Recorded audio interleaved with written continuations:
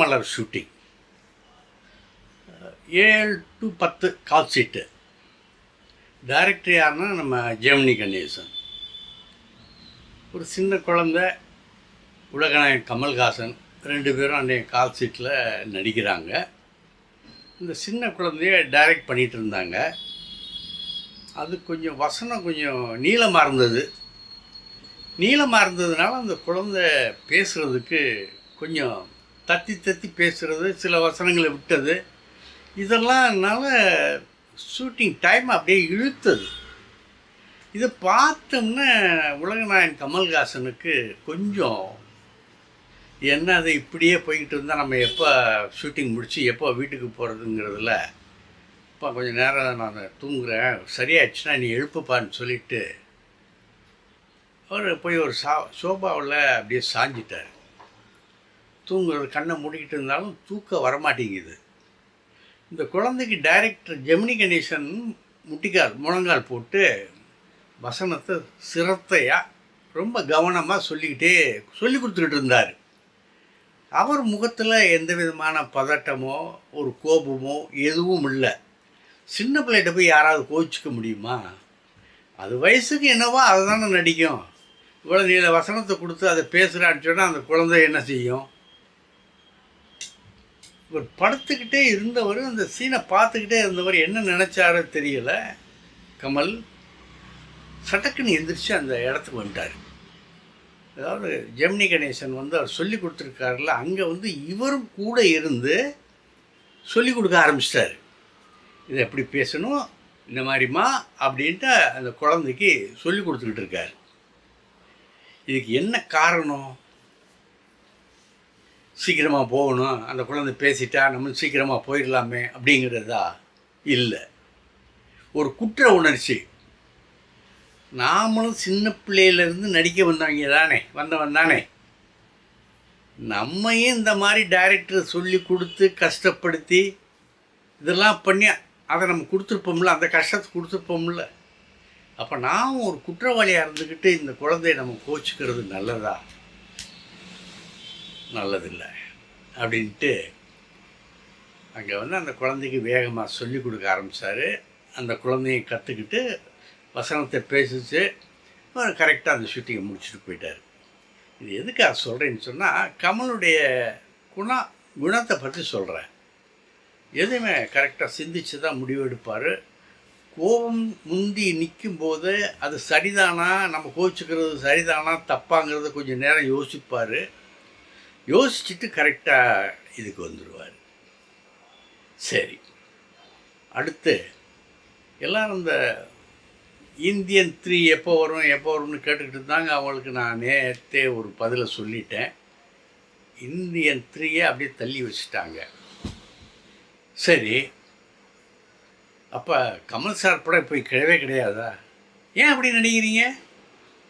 சேயோன் படத்தில் கமல் சார் நடிக்கிறாருங்கிற ஒரு செய்தியை ஒருத்தர் என்கிட்ட சொன்னார். என்னங்க சொல்கிறீங்க அப்படின்னு கேட்டேன். ஆமாங்க, விருமாண்டியாக நடிக்கிறாருங்க. அந்த விருமாண்டி கேரக்டர் இருக்குல்ல அந்த படத்தில், அதே கேரக்டர் அதே வேஷத்தில் அதே மாதிரி நடிக்கிறாரு சேயன் படத்தில். ஏன்னா சேயன் படம் விருமாண்டிக்கு முருகர் சம்மந்தப்பட்ட சீன் தான் நிறையா இருக்குது. அங்கே அந்த பகுதியில் என்ன செய்வாங்கன்னா, இந்த விருமாண்டியை கும்பிட்றவங்க முருகனை கும்பிட மாட்டாங்க. அந்த ஏரியாவில், அந்த கருமாத்தூர் ஏரியாவில் அப்படி ஒரு பழக்கம் இருக்குது. அதாவது அந்த கதை தொன்று வரும் இந்த பழைய கதை இருக்குல்ல, அதை காரணமாக வச்சு முருகனை கும்பிட மாட்டாங்க. ஆனால் இந்த படத்தில் சேயனில் அதெல்லாம் இல்லை. முருகனை கும்பிட்றவங்களும் இருக்காங்க, விருமாண்டியை கும்பிட்றவங்களும் இருக்காங்க. இதில் சேயோன் நம்ம நடிகர் சிவகார்த்திகேயன், விருமாண்டி கலைஞானி கமல்ஹாசன். இந்த படம் உங்களுக்கு இந்த வருஷமே வந்துடும். இந்த வருஷமே வரும்போது உங்களுக்கு இந்த இந்தியன் 3 வரல அப்படிங்கிற ஒரு குறை நீங்குதா இல்லையா? அதை பற்றிய கவலையை கொஞ்சம் ஒத்தி வச்சுக்கலாம்ல. அதற்கு அப்புறம் பார்த்துக்கலாம், அது பின்னாடி வரும், அது மெதுவாக வரும். ஏன்னா அது மெதுவாக வந்தாலும் படம் நல்லா இருக்குது அப்படிங்கிற ஒரு எண்ணம் எல்லார்கிட்டையுமே இருக்குது. ஷங்கர்கிட்ட இருக்குது, லைக்காவிட்ட இருக்குது, நம்ம ரெட் ஜெயின்ட்டு இருக்குது, கமல் சார்கிட்ட இருக்குது. படம் வந்தால் நல்லா ஓடும். ஏன்னா அந்தளவுக்கு ஸ்டெப்பு அந்த படத்தில் இருக்குது, அந்த இந்தியன் 3ல் இருக்குது. ஆகவே நம்ம கவலைப்பட வேணாம் அப்படிங்கிற ஒரு ஆறுதல் அவர்களுக்குள்ளேயே இருக்குது, குழுவினருக்கும் இருக்குது. அதனால தான் அதை அப்படியே ஓரங்கட்டி தள்ளி வச்சுட்டாங்க. அப்புறம் தமிழ் அன்பன்னு சொல்லி ஒரு நண்பர், ஐயா பல நெடுமாறன் அவர்களுடைய அன்பை பெற்றவர், சினிமா உலகில் ஒரு நிலையான ஒரு இடத்தை பெற்றிருந்தவர், சிவகார்த்தியின் சம்பந்தப்பட்ட படப்பிடிப்புகளில் சில இதில் கலந்து கொண்ட ஒரு திரையுலக புள்ளி பிரபலம். அவர்கிட்ட பேசிக்கிட்டு இருக்கும்போது சில கடுமையான நிகழ்வுகளை எல்லாம் சொன்னார். என்ன சொல்கிறீங்க அப்படின்ட்டு எனக்கே கொஞ்சம் ஒரு சங்கடமாக இருந்தது. மனைவி சங்கீதாவை நடிகர் விஜய் அவ்வளவு கொடுமைப்படுத்தியிருக்காராம். அடி உதைன்னா என்னதுன்னு சொல்ல முடியாது. அந்த அம்மா அத்தனையும் வாங்கிக்கிட்டு அமைதியாக தான் இருந்திருக்கு. என்ன பண்ணுறது, தாலி கட்டினவனாச்சே. டெய்லி அடி உதைன்னு சொன்னால் அது அந்த அம்மா எத்தனை நாளைக்கு தான் தாங்கும்? சித்திரவதை. அவர் சொன்னார், வீட்டை பூட்டிகிட்டு போயிடுவார், வேறு அந்த வீட்டில் இருக்கவங்களெல்லாம் கூப்பிட்டு யாரும் அந்த அம்மா கூட பேசக்கூடாது, அந்த அம்மாவுக்கு எந்த விதமான உதவி செய்யக்கூடாது, உதவி செஞ்சிங்கன்னா அவங்கள உடனடியாக நான் வேலையை விட்டு நீக்கிடுவேன், கரண்ட் கட் பண்ணிடுங்க. கரண்ட் கட் பண்ணால் அது ஏசிலே வாழ்ந்த அம்மா. அந்த அம்மா லண்டனில் படித்தவங்க, பெரிய பணக்காரங்க. அந்த குடும்பத்தில் வந்த பெண் ஏசி இல்லாமல் இருக்க முடியுமா? ஆனால் அதையும் அனுபவிச்சிருக்காங்க, கஷ்டத்தை தாங்கியிருக்காங்க. அடி உதைகளை வாங்கி வாங்கி வாங்கி ஒரு கட்டத்தில் அது அப்படியே மறத்து போச்சு, அடிச்சிடுச்சு. இந்த அடிதடியை பார்த்து ஒரு நாள் விஜயனுடைய பையன் ஜேசன் சஞ்சய் அப்பா தள்ளி விட்டுருக்கார். நீ யாரா என்னை கேட்க அப்படின்னு சொல்லி அப்பா பையன் மேலே பாயிறாராம். பையன் அப்பாவை பாயிறாராம். 2 பேருக்குமே சண்டை, 2 பேருக்குமே தள்ளுமுள்ளு. ஒரு கட்டத்தில் ஜேசன் என்னன்னாலும் இளைஞன் இல்லையா, வாலிப பிள்ளையாச்சே, கொஞ்சம் மூர்க்கத்தனமாக அடி விட்டுருக்காரு. அதுக்கப்புறம் தான் அவர் ஒதுங்கி போயிருக்கார். அதுக்கப்புறம் ஜேசனை கண்டாவே அவர் விலகி போயிடுவார், ஜேசனும் இந்த பக்கம் விலகி போயிடுவாராம். அந்த மாதிரி ஒரு சூழலில் இந்த வளர்ந்துருக்கிறாரு ஜேசன். அந்த அம்மாவும் அடிபட்டு அடி உதைய வாங்கிக்கிட்டு ரொம்ப பொறுமையாக இருந்திருக்காங்க. ஒரு கட்டத்துக்கு மேலே இனிமேல் இப்படி வாழ்கிறத விட பேசாமல் தனித்து போயிடலாம். ஏன்னா அது அந்த பெண் ஃபாரினில் படித்தவங்கள, அதனால் இந்த வேறு விதமான எண்ணங்கள்லாம் வரல.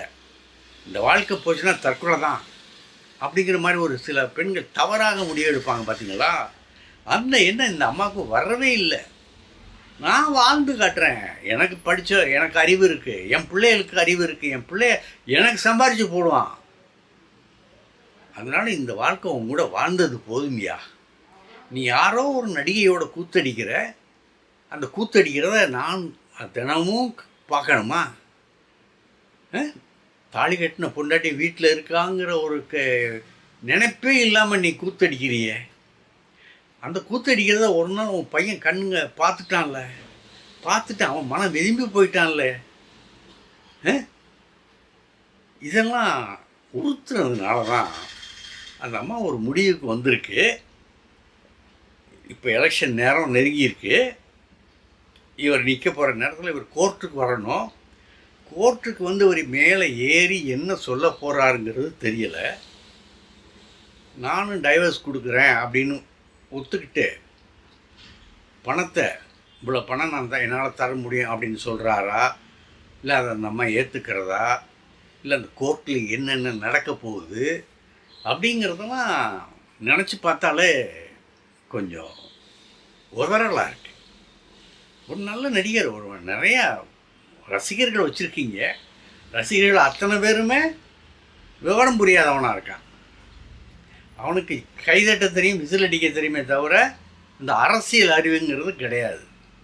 அரசியல் அறிவுங்கிறது கொஞ்சம் பேருக்கு தான் இருக்குது. அதனால தான் அவங்கள மற்றவங்களாம் தற்குறின்னு சொல்கிறாங்களோ என்னமோ தெரியல, அது நமக்கு தெரியாது. மற்றவங்க சொல்கிறாங்க, விசில் அடித்தாங்குஞ்சு சொல்லுவாங்க.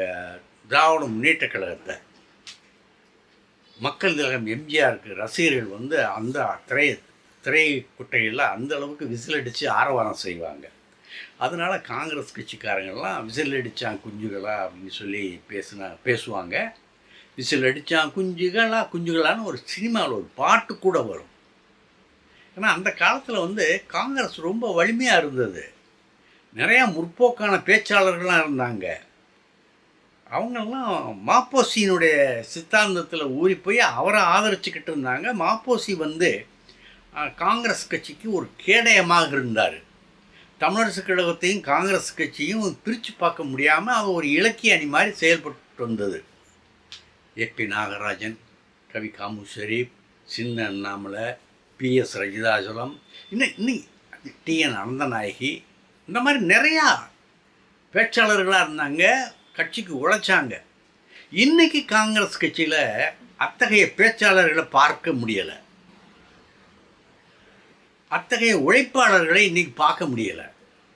யாருன்னே தெரியல. காங்கிரஸ் கட்சி இந்த மாவட்ட தலைவர் யார், அந்த மாவட்ட தலைவர் யாரும் இல்லை. திரும்ப திரும்ப இந்த பழகிய முகங்கள் தானே வருது. மற்றபடி காங்கிரஸில் புதுமையான புது ஆளுகளாக காணோம். இந்த லட்சணத்தில் அவங்க மிரட்டி சீட்டு வாங்கியிருக்காங்க. இன்றைக்கி ஒரு கொடுமை என்னன்னா, நேற்று ஒரு கொடுமை என்னன்னா, சாயங்காலம் பார்த்தா சில பல டிவி சேனல்களில் 5 வருஷத்துக்கு முன்னால் அந்த காங்கிரஸ் அந்த தொகுதி உடன்பாடு ஏற்பட்ட இதெல்லாம் இருக்கும் இல்லையா, அந்த கட்டிங்ஸ் எல்லாம் போட்டுக்கிட்டு இருக்காங்க. நம்மளை ஆவலோட ஓஹோ இது ஆயிடுச்சு போல இருக்கு, இன்றைக்கி வேட்பாளர்கள் அறிவிக்கிறாங்க அப்படின்ட்டு நம்மளை ஆச்சரியத்தோடு பார்த்தா 5 வருஷத்துக்கு எகோ 5 years எகோ அப்படின்ட்டு பின்னால் வருது. அட பாதிகளா, இப்படியெல்லாமா ஒரு பரபரப்பு மூட்டுவீங்க? அதுக்கு ஒரு அளவு இல்லையா? சரி, நாளைக்கு பார்க்கலாம். இந்த வீடியோ உங்களுக்கு பிடிச்சிருந்தா லைக் பண்ணுங்கள், கமெண்ட் பண்ணுங்கள், ஷேர் பண்ணுங்கள், சப்ஸ்கிரைப் பண்ணுங்கள்.